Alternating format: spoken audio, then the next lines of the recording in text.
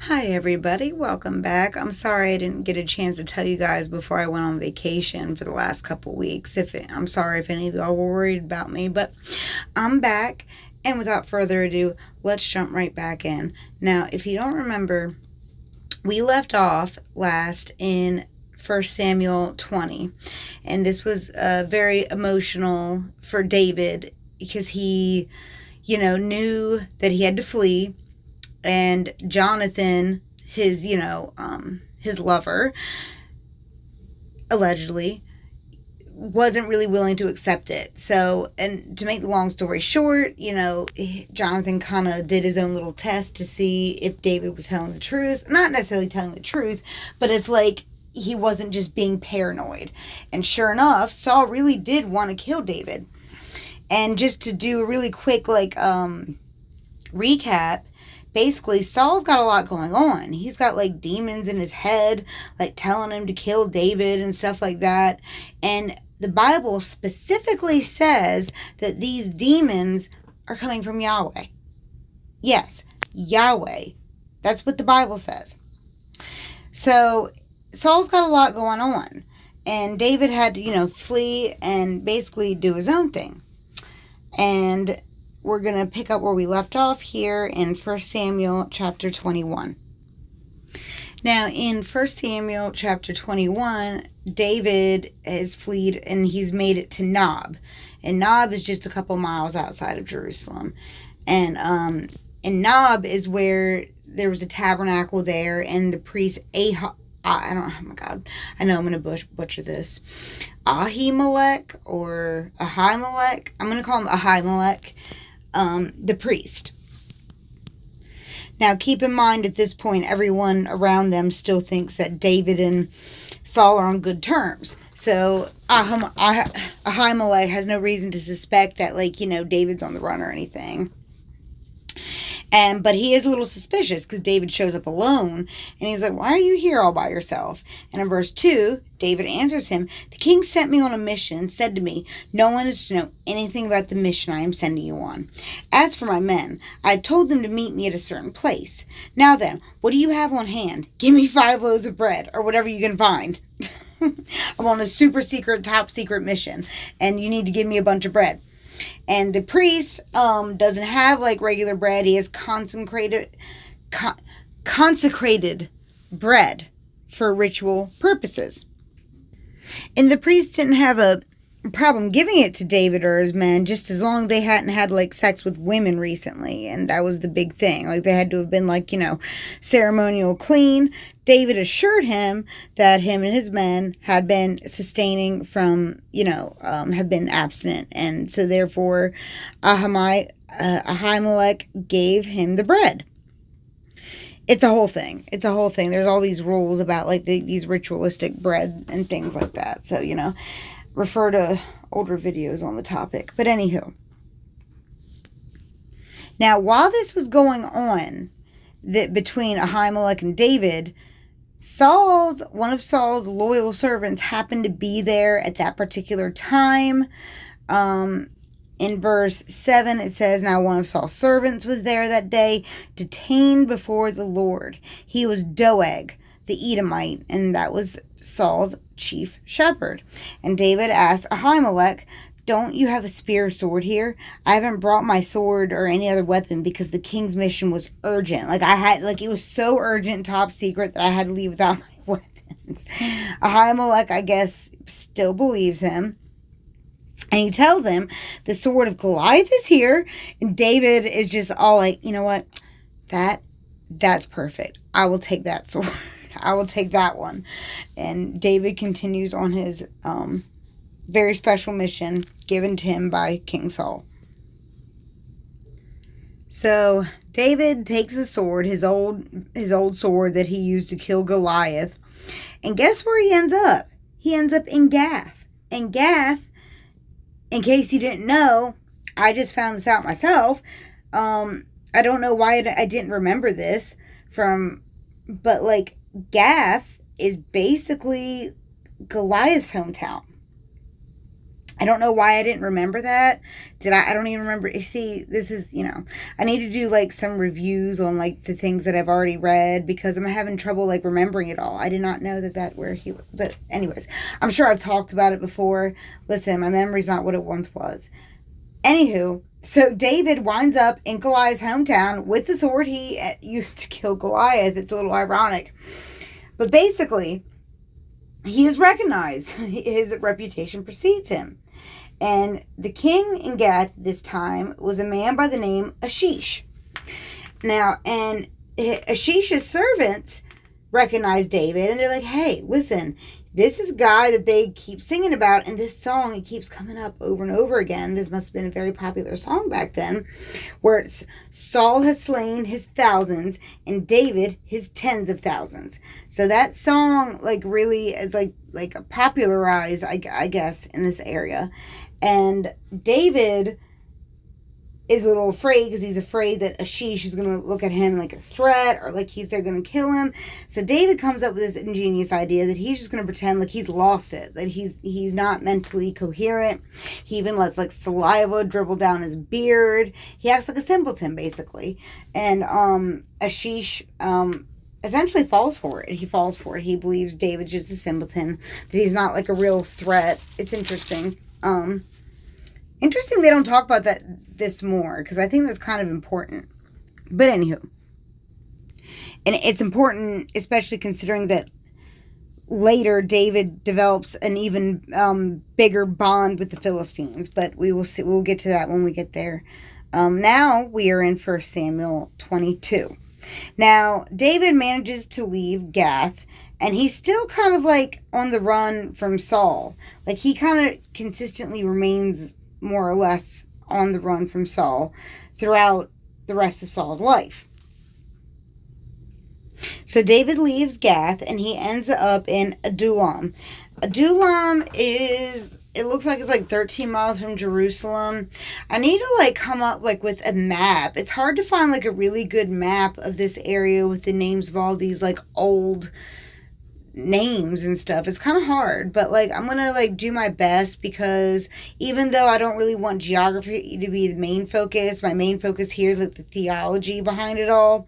But it's still pretty important to know the locations of where we're talking about. It just keeps important context. It's important context. But anywho, so Adullam is like basically like in Israel, and he hides in a cave there. He's hiding from like Saul. He's hiding from everybody, basically. You know what I mean? Poor David. But anywho, where was I at? Anyways, so he ends up accumulating some followers, some people who, feel disenfranchised, you know what I mean? People who don't feel like they belong necessarily, kind of like his own little band of outcasts. And eventually he accumulates about like 400 men, like faithful, loyal followers. And after he does end up leaving Adullam, after he, reunites with his family temporarily, his brothers and his dad and everything, they greet and hug and all, it's all great.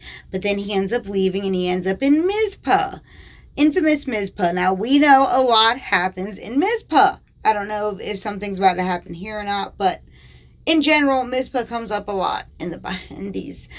Ever since I've been reading, Mizpah comes up a lot. And yes, the Ark of the Covenant has been there, but I mean, it's been in other places. I just feel like Mizpah just comes up a lot more than, other places. I don't know if that's related or if it's important. I just thought it was worth mentioning. But anyways, and let's see. And he went to the king of Moab, and he said, will you let my father and mother come and stay with you until I learn what God will do for me? And so, he left his parents there with the king of Moab, good terms, I guess, with the Moabites. And they stayed, and as long as David was there, like, I guess they weren't welcome if he wasn't. I don't really know. But the prophet of Gad said to David, we're in verse 5, and the prophet said, do not stay in the stronghold. Go into the land of Judah. So then David left, and he went to the forest of Hereth. And now we kind of flash to Saul in verse 6. Now Saul heard that David and his men had been discovered, And Saul was seated, spear in hand, under the tamarisk tree on the hill at Gibeah, with all of his officials standing at his side. And he said to them, "Listen, men of Benjamin, will the son of Jesse give all of you fields and vineyards? Will he make all of you commanders of thousands and commanders of hundreds? Is that why you all have conspired against me? No one tells me when my son makes a covenant with the son of Jesse. None of you tells me about it." He's basically bitter because, Jonathan basically saved David and helped him escape. But that's basically what he's referring to. And if you recall, when David was back, if we rewind a little bit, when David was talking to the priest Ahimelech, remember the guy Doeg that was one of Saul's loyal, faithful servant? Yeah, well, he comes back up again. He happens to be standing there when Saul is going on a rant. And he tells him that he saw David. That he saw David and he saw him come to Ahimelech and all of this other stuff. He tells him everything that he saw. And Saul, you know what I mean? He's kind of in a rather rough state. He doesn't really give Ahimelech the benefit of the doubt, and he summons him and his family and all of them. And he tells him, and we're in 1 Samuel 22, verse 13. Saul said to him, "Why have you conspired against me, you and the son of Jesse," which is David, "giving him bread and a sword, and inquiring of God for him, so that he has rebelled against me and lies in wait for me as he does today?" And Ahimelech answers him. He says, "Who of all your servants is as loyal as David, the king's son-in-law, captain of your bodyguard, and highly respected in your household?" You know what I mean? Was that day the first time I inquired of God for him? Of course not. "Let not the king accuse your servant or any of his father's family, for your servant knows nothing at all about this whole affair." Poor Ahimelech, he really was just kind of like an innocent bystander in this situation. But, that doesn't matter to Saul. Saul's pissed. And then he turns and he tells his servants, he tells his guards to kill him and his family. Now, Saul's guards refused to do it. But his old loyal servant, Doeg, he didn't mind. And he ended up killing the priests. And not just them, not just Ahimelech, but he killed 85 of them. And as we will see, it wasn't just the priests either. In verse 19, he also put to the sword Nob, the town of the priests, with its men, women, its children, and infants, its cattle, donkeys, and sheep. But one son of Ahimelech, named we're going to call him Abiathar. Abiathar escaped and fled to join David. And he told David that Saul killed the priests and all this other stuff. And then David said to Abiathar, "That day when Doeg the Edomite was there, I knew he would be sure to tell Saul, 'I am responsible for the death of your whole family. Stay with me. Don't be afraid. The man who wants to kill you is also trying to kill me too, and you will be safe with me.'" So he acquires another loyal follower, Abiathar. Now, at some point, Keilah, the town of Keilah, was under attack by the Philistines. And David, putting his differences aside with Saul, goes and rescues this town from the Philistines. Now, you would think that Saul would be grateful for this. But, remember, Saul is suffering from demons in his head because of Yahweh. So instead of being grateful, he sees this as an opportunity to basically trap David there and to kill him. He sees this as his great opportunity. Now, remember, David has someone from the priesthood with him now, Abiathar, and he asked Abiathar to ask Yahweh, I guess. Supposedly, he's supposed to ask Yahweh if, the people from Keilah would surrender him to Saul, and the answer was yes, they would. So, good call. David and his men decide to leave. No good deed ever goes unpunished. But so they leave, and they had to keep moving from place to place to place, basically, because Saul, was, absolutely determined that he was going to kill David. Now, David on his journey, ended up in the desert in Ziph. And at some point or the other, Jonathan decides to come out and pays him a visit. And literally, I swear, the verse says, this is 1 Samuel 23, verse 16, and Saul's son Jonathan went to David at Horesh and helped him find strength in God. And listen to this. He says, my father Saul will not lay a hand on you. You will be king over Israel, and I will be second to you. Even my father Saul knows this. So yeah, next time people want to like judge people for who they want to love, like Christians do, I think this is, an interesting story. The two of them made a covenant before the Lord. Then Jonathan went home, and David stayed in Horesh in the desert of Ziph. And then the Ziphites told Saul that David is hiding in the strongholds at Horesh, and basically told Saul his location. And then Saul basically turns these Ziphites into his own little spies. He wants to know everything that David is doing, everywhere he goes, the people he talks to. Saul basically turns them into spies for him. And so they basically agree. But I mean, at some point David, catches wind of it somehow or the other. And, they, like he always does, he decides to leave. My cat always does this, bless her heart. She always comes in here as soon as I start talking on here. I think she thinks that I'm in here with somebody. But anyways. Now they kept playing this game of cat and mouse. Saul would get close to finding David. David would run. Him and his men would leave. Saul would get close again. And at some point, Saul was actually gaining on him. He was going to end up catching him. And this was the point in time when the Philistines attack. As if, I know, right? Coincidental timing. The Philistines end up attacking, so Saul has to abandon his pursuit of David. Now, at some point or the other, before I get to this, since Saul had to abandon his pursuit of David, David ends up winding up in En-Gedi, and he likes to hide in caves. He was hiding in a cave in En-Gedi.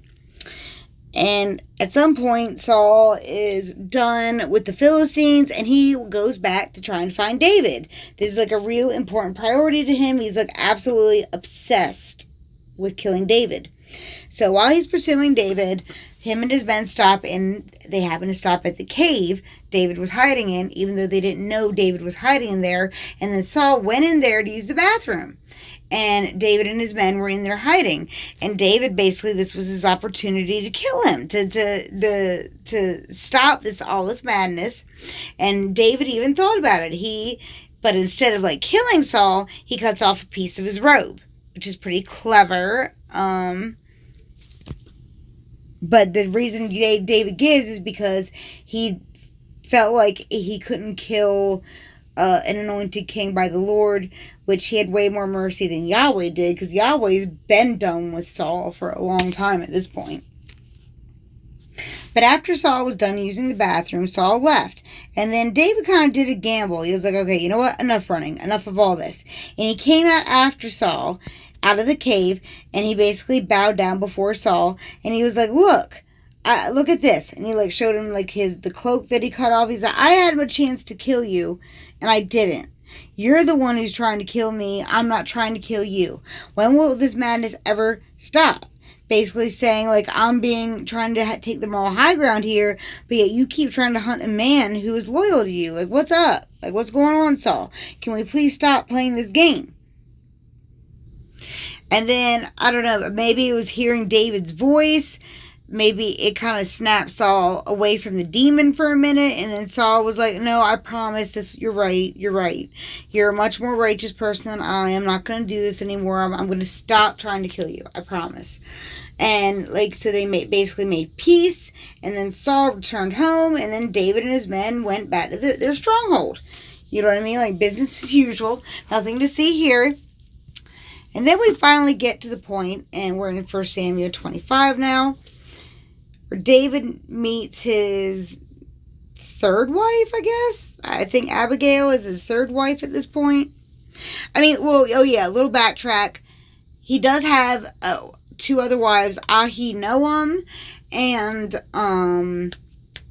Michael. But Michael was Saul's daughter, and basically, you know, with the beef with Saul and David, I think Saul basically kind of like took her back. I don't know. I'm not really sure what's going on with Michael at this point. I could be wrong. I think later she ends up going back with David, but at this point she is with Saul, and he's got one wife at this point, Ahinoam, but he is about to meet his third wife, Abigail, and she's like becomes like one of his favorites. Now, it's an interesting story how him and Abigail meet. Okay. So, here's the verse, chapter 25 begins by informing us that the prophet Samuel had died, and all of Israel had assembled to mourn for him and bury him in his home in Ramah. And then after this, David moves down into the desert of Maon, the desert of Maon. I think it's a Maon. I'm sorry. I know my mispronunciation probably gets on everyone's nerves. But basically, there was a man who lived there in Maon, and it kind of has they don't paint him in a very good light. That apparently he's a mean, surly man. This is Abigail's husband, and his name is Nabal, and he's like, you know, just a big kind of mean guy, and with a little tinge of racism. It says, and he was a Calebite, which is interesting. I'm not really sure why we needed to know that, but okay. He was a Calebite. Now, since I'm not sure why this situation is being described as a festive time. Maybe they treated like the funeral of Samuel, some kind of wake. But whatever. David was in a good mood. He was feeling a little entitled, though, and he sent messengers to Nabal. And with a little bit of entitled attitude, he basically wanted a bunch of stuff for free. And I'm not really sure why it's worded the way it's worded. When Nabal said no, maybe he didn't have it to give. I'm trying to give the benefit of the doubt here, because it's just like, it's awfully entitled just to assume that he's just going to give you a whole bunch of stuff for free just because you were nice to him at some point in the past. But either way, Nabal wasn't having it. He's like, no, I'm not just going to give you guys a bunch of stuff for free. David gets kind of pissed. And then he ends up, like he's starting to ride like he's going to kill Nabal. Like it even says, like there will be no men left. Let me find the verse. Hold up. Like David had all of his men strap their swords. He said, come on, strap your sword. 1 Samuel 25, verse 13. David said to his men, each of you strap on your sword. Let's ride. And like him and his 400 men rode up. And they were going to basically, like, they were going to kill all the men. That's, like, he says it. Later, we'll get to it. I don't want to get too far ahead. But, I don't know, a messenger who can travel with the speed of light, I guess, knew David was coming, but yet managed to reach Abigail in enough time to warn her what was about to happen, where she somehow was able to have enough time to gather enough food, enough supplies, get all of her servants together, and ride out and meet David, and be like, listen, I'm sorry. My husband, he's just such a... I don't know what's gotten into him. He's just such an idiot. If I had gotten the message, I would have brought this out way sooner. And basically to smooth the whole situation over, David takes a liking to Abigail. He calms down, and in verse here we go. In verse 21, David had just said, it's been useless, all my watching over this fellow's property in the wilderness, so that nothing of his was missing. He has paid me back evil for good. May God deal with David, be it ever so severely, if by morning I leave alive one male of all who belong to him. He said that right before, he saw Abigail. Sorry, I guess it wasn't too far ahead. But yeah, he said that right before he saw Abigail. And after Abigail, put on the schmoozin and all that stuff, had all the food and all the gifts and stuff, all the free stuff that David felt he was entitled to, he calmed down. He calmed down. She even called her own husband wicked in verse 25. Please pay no attention, my lord, to that wicked man Nabal. He is just like his name, which means fool, and folly goes with him. As for me, your servant, I did not see the men my Lord sent. God, like if she literally just said just, so smoothly. Good play, Abigail. Good play. Maybe I shouldn't make fun of her. I'm not saying she was a bad person. I mean, she was just trying to save lives. I'm not trying to make fun. It's easy for me to make fun of it. I wasn't there. And this happened, thousands of years ago, so I should cut Abigail some slack. She did the best she could with what she had. And maybe Nabal was a goofball. I'm not doubting that. But, I'm just saying that I kind of feel like it's a little bit... I think maybe they were both a little bit in the wrong. Maybe Nabal should have, repaid David's men's kindness. Or maybe... I don't know. I wasn't there. Like I said. But all that got smoothed over. But guess what happened? Verse 38. About 10 days later, the Lord struck Nabal and he died. It doesn't say anything more than that.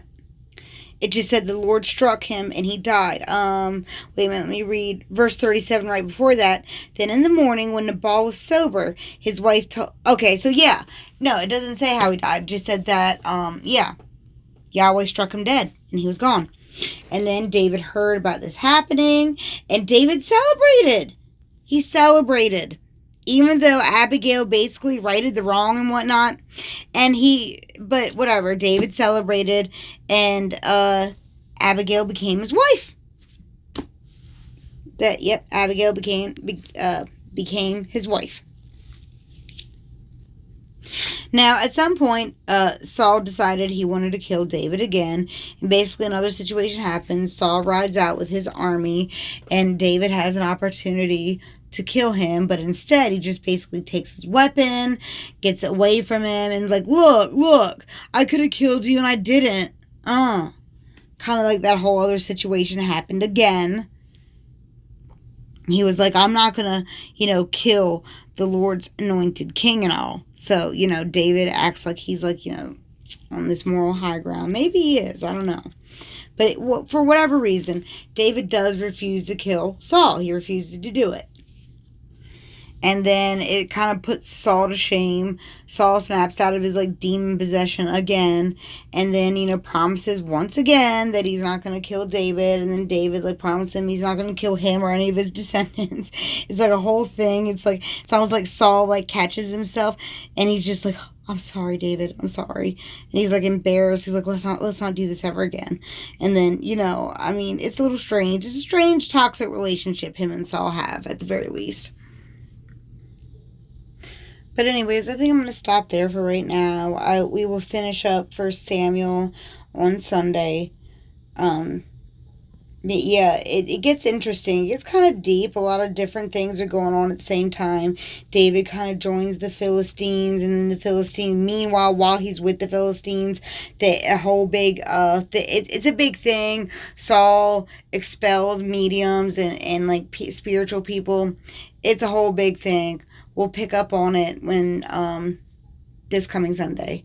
So, yeah, stay tuned.